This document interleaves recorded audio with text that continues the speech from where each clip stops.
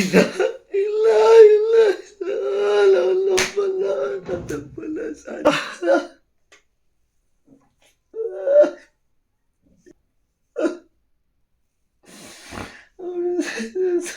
ಇಲ್ಲ.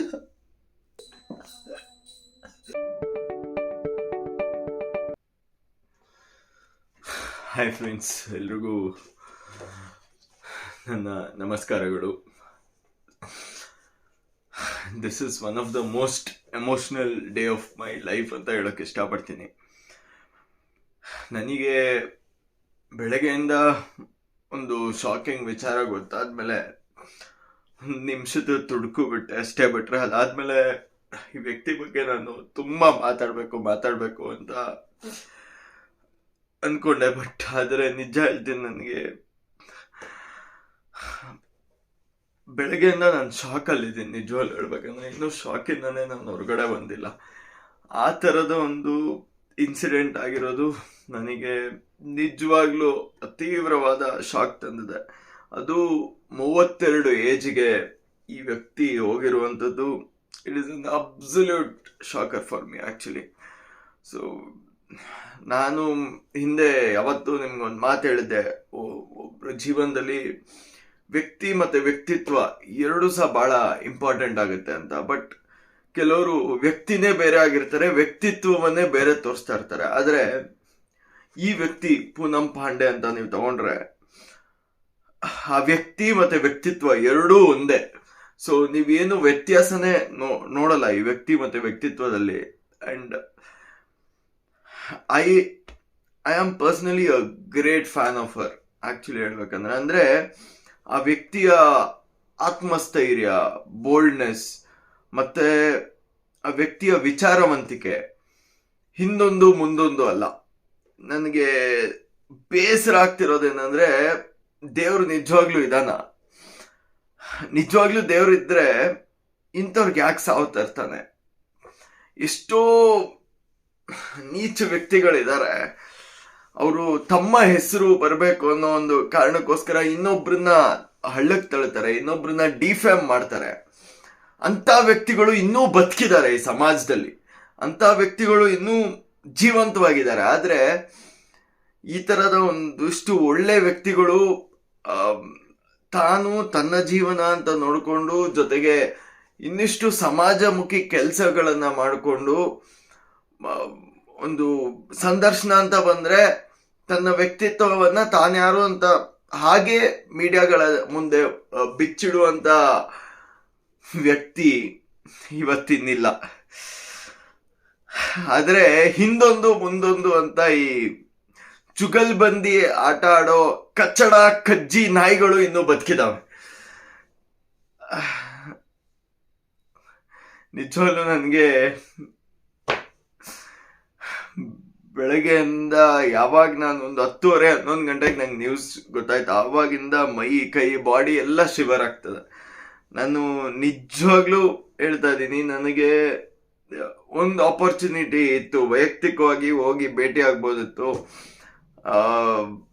ಇದೇ ಡಿಸೆಂಬರ್ 29-30ನೇ ತಾರೀಕಿಗೆ ಗೋವಾದ ಯಾವುದೋ ಒಂದು ಕೆಸಿನೋದು ಒಂದು ಇನಾಗ್ರೇಷನ್ ಏನೋ ಒಂದು ಇದಕ್ಕೆ ಅವ್ರನ್ನ ಗೆಸ್ಟ್ ಆಗಿ ಇನ್ವೈಟ್ ಮಾಡಿದ್ರು. So I thought I should go there meet ಅಂತ. ಬಟ್ ನಾನು ಅಂದ್ಕೊಂಡೆ ಇನ್ನೂ ಟೈಮ್ ಇದೆಯಲ್ಲ, ಇಲ್ಲಿ ಈಗಾಗಿಲ್ಲ ಅಂದ್ರೆ ಮೇ ಬಿ ಮುಂಬೈಯಲ್ಲಿ ಮೀಟ್ ಆಗ್ಬೋದು, ಇನ್ನೂ ಟೈಮ್ ಇದೆ ಅಂತ ನಾನು ಯೋಚನೆ ಮಾಡ್ತಿದ್ದೆ. ಬಟ್ ನಿಜ ಹೇಳ್ತೀನಿ ಕಣ್ರಿ, ಮನುಷ್ಯನ ಜೀವನ ಅಂತಂತೀವಲ್ಲ, it is really so short. ಮತ್ತೆ ಅವಳು 2012 ಅನ್ಸುತ್ತೆ, she wrote a quote on her Twitter stating that ನಮ್ಮ life and death is like a small journey, you should always enjoy the gap ಏನ್ ಮಧ್ಯದಲ್ಲಿ ಇದೆಯಲ್ಲ, ಆ ಟ್ರಾವೆಲ್ನ ಎಂಜಾಯ್ ಮಾಡ್ಬೇಕಂತ.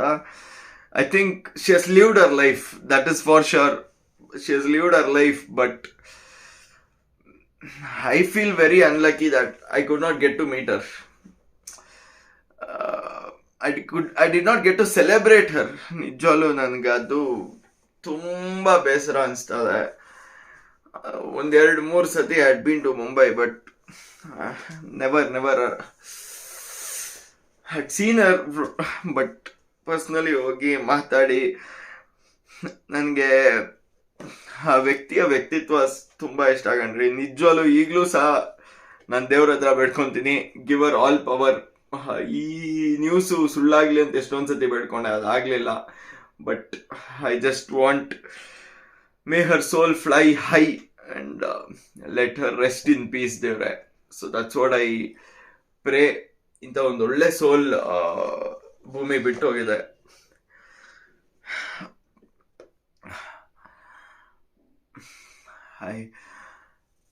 I am falling out of emotions. ನಿಜವಾಗ್ಲೂ ಈ ವ್ಯಕ್ತಿ ಬಗ್ಗೆ ಏನ್ ಮಾತಾಡ್ಲಿ ಸರ್, ಏನ್ ಮಾತಾಡ್ಲಿ. I mean I could only say God is so cruel. Seriously god is so ಕ್ರಿಯಲ್.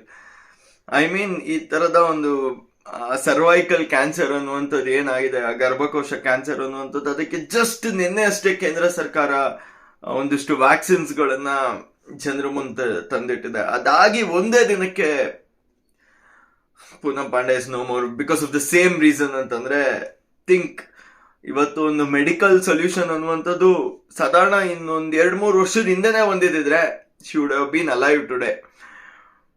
But it's too late ಅಂತಾರಲ್ಲ, ಟ್ರೈನ್ ಮಿಸ್ ಆದ್ಮೇಲೆ ಏನೋ ಮಾಡಕ್ಕಾಗಲ್ಲ ಅನ್ನೋದ್ರ. ಇದು ಟ್ರೈನ್ ಮಿಸ್ ಆಗಿರೋ ಕೇಸಲ್ಲ, ಟ್ರೈನ್ ಲೇಟ್ ಆಗೇ ಬಂದ್ಬಿಟ್ಟಿದೆ, ಏನ್ ಮಾಡೋದು. So she is no more, but I just pray all her fans to celebrate her good work and celebrate her boldness of being a true woman. Like, you know, she always said human body is an architecture, and she respects herself, her body, and she always said, I'm not front one behind one, ಆ ತರದ ವ್ಯಕ್ತಿತ್ವ ಅಲ್ಲ. She's one face. That's what I love about her, nothing else. Like ಮುಂಚೆ ಹಿಂದೊಂದು ಮುಂದೊಂದು ಇರಬಾರ್ದು ಕಣ್ರಿ. ಮುಂದೆ ಹಿಂಗಿರ್ತಾರ ಹಂಗೆ ಹಿಂದಿರ್ಬೇಕು. ಅದು ಒಂದು ವ್ಯಕ್ತಿತ್ವನಲ್ಲಿ ಬೇಕಾಗಿರೋದು. ಅಂತ ಪರ್ಸನಾಲಿಟಿನ, oh my God, this is really emotional moment to me. I really don't know ಯಾರ್. Such a fair woman. I don't know.